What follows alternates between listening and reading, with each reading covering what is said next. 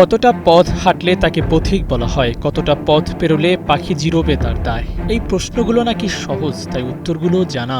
তবে জানা নেই আর কতদিন ক্লাবে থাকার পরে ক্লাদিও রেচেভেরিকে ম্যাচ খেলানো হবে। কম্বিনেশন বিবেচনায় নাই খেলানো হতে পারে, কিন্তু একাদশে যদি এমন কাউকে সুযোগ দেওয়া হয় যিনি পুরো ক্যারিয়ার জুড়ে গোল করেছেন মোটে 2টি, তাহলে তো প্রশ্ন তোলাই যায়, গার্দিওলা, এ কেমন নীতি তোমার? গার্দিওলার নীতি নিয়ে সমালোচনা করার সুযোগ তিনি নিজেই করে দিয়েছেন। বিশেষ করে ব্রাজিলিয়ান কাউকে পেলে তাকে মাথায় তুলে নাচতেও দ্বিধা করেন না তিনি। রিভার প্লেট থেকে এচেভেরি ম্যান সিটিতে যোগ দিয়েছেন ফেব্রুয়ারিতে।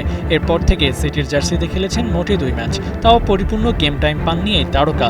বরঞ্চ তার জায়গায় টানা খেলে যাচ্ছেন ব্রাজিলের স্যাভিনিও। সিলেসাও এই ফরওয়ার্ডের গোল সংখ্যা মোটে 2টি। এচেভেরিকে না খেলিয়ে তাকে খেলানোর মতো এমন কিছুই তিনি করতে পারেননি ইতিমধ্যে। তারপরেও স্যাভিনিওকে ম্যাচ খেলানোর সমালোচনা হচ্ছে। কেউ কেউ তো স্পষ্ট করেই বলছে ব্রাজিলিয়ান কাউকে পেলে বাকিদের কথা ভুলে যান গার্দিওলা। আর্জেন্টাইন প্লেয়াররা নাকি তার খুব বেশি পছন্দ না, এমনটাও বলতে শোনা যায়।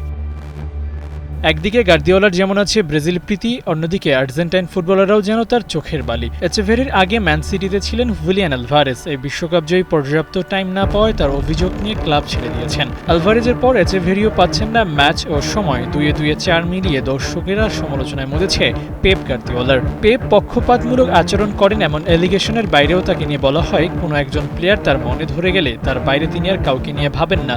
স্যাভিনিও, Echeverri, Erling Haaland, Julian Alvarez ইস্যুই তার প্রমাণ। এচেভেরির হাতে যথেষ্ট সময় আছে নিজের ক্যারিয়ার গুছিয়ে নেয়ার। সামনে বিশ্বকাপ, স্ক্যালোনির দলে জায়গা পেলে সুযোগ থাকবে নিজেকে প্রমাণ করার। তখন গার্দিওলার দরজা না খুললেও অভাব হবে না ম্যাচ খেলার।